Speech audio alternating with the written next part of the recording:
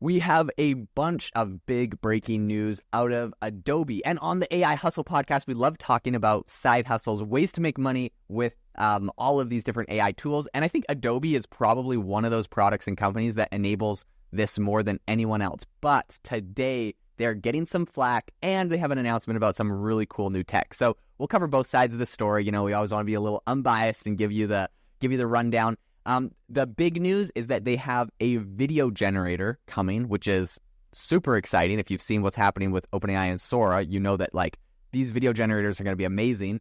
And number two, they got caught in their Firefly image generator using images that were generated by Midjourney to help them like train their model, which is funny for a lot of reasons. Jamie, what are your thoughts on all this?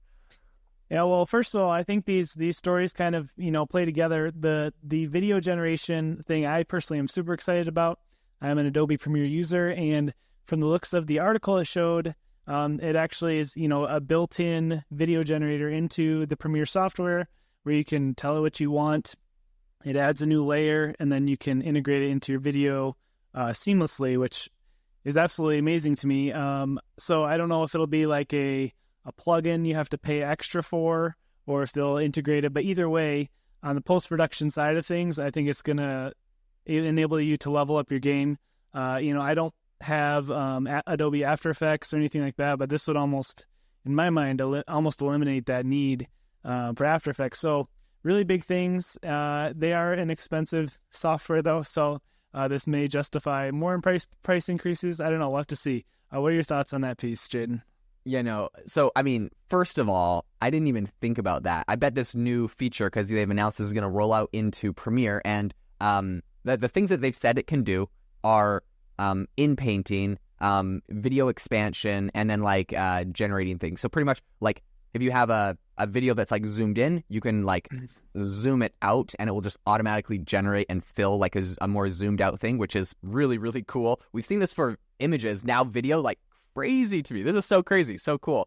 You can also select an area in a video and say like add a pink sports car in the background here, and it will like be able to add that.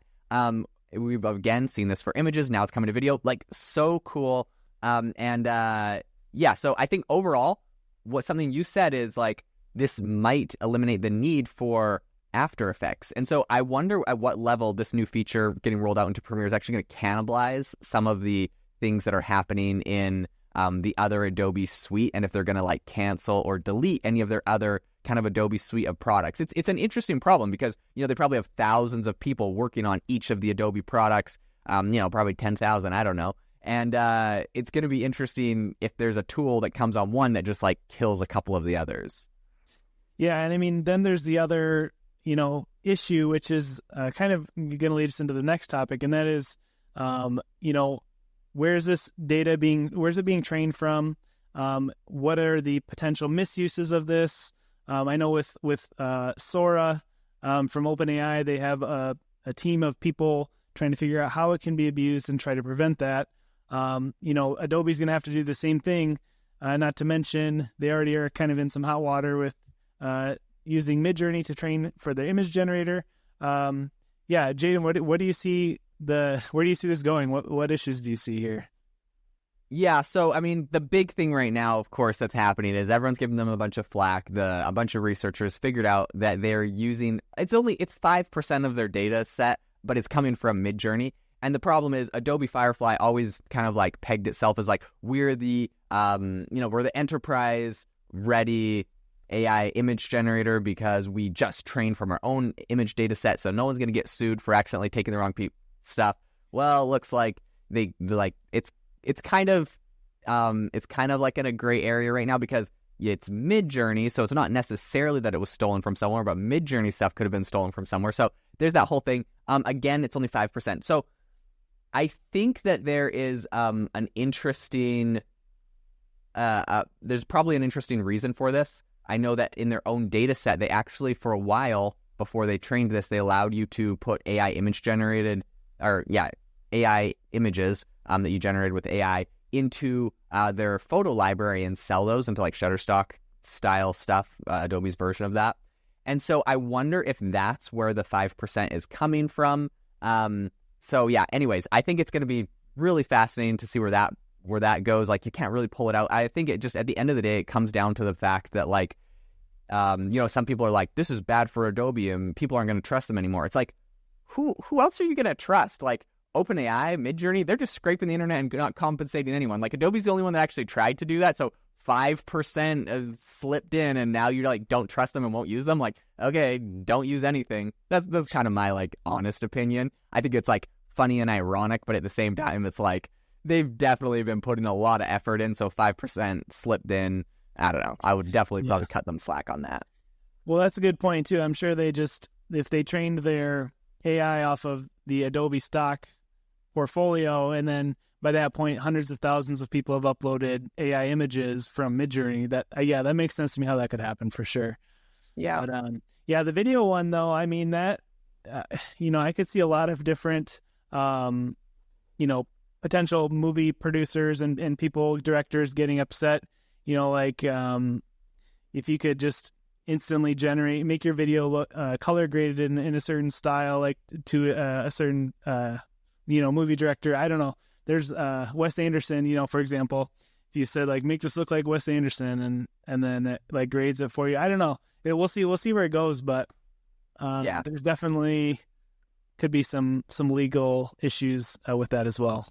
Yeah, but I think regardless, you just know that this is, like, such a huge disruptive innovation. It's gonna happen. I think, people kind of held their breath on the AI image generators for, like, the legal repercussions, and there's a few lawsuits and stuff, but the dust settles and this tech gets out. It's, like, so powerful. I think Adobe's a no-brainer for something like this, because you think of, like, OpenAI, and they generated a video in, like, let's say Sora, and it's like, cool, you generated it, but now you have to, like, export it into Premiere to edit it anyways. Whereas if it's already built into Premiere, and what you mentioned, which is such a fascinating concept, is, like, it could be a different layer in Premiere. Like, so you get, like, a video, and then in Premiere, you're like, okay, but add, like, snow in the background, add, like, this in the background. And those are, like, different layers within Premiere. Like, OpenAI and Sora, unless they're going to go make their entire own video generator, like, they don't have all of those capabilities per se. I guess they could have, like, a file you could kind of export in a way. But anyways, this is really fascinating. I think Adobe might be the winner in this video space because of the editability of the videos, and because you need to kind of be able to edit the videos. So I think this is fascinating. This is something that undoubtedly is going to be used to generate millions of dollars, whether that's you're creating product demos for your own business, whether you're creating things for other people, and all of a sudden you have these new capabilities. You're essentially, like, removing the need for an entire movie studio once this stuff gets good. So this is multi-billion-dollar disruption, and it's going to be fascinating to see how this rolls out. Yeah, I mean, I think until this year, I haven't really been excited too much about the AI video generation. But, like, since January, we've had, like, announcement after announcement that's just going to totally, like you said, shake up the game. Be really interesting to see where it goes. If you enjoyed this podcast, if you found any value out of it, please leave us a review on Apple or Spotify, wherever you listen. We really appreciate it. And also feel free to ask us questions. We love answering those on the podcast. Thanks for listening, and we'll see you next time.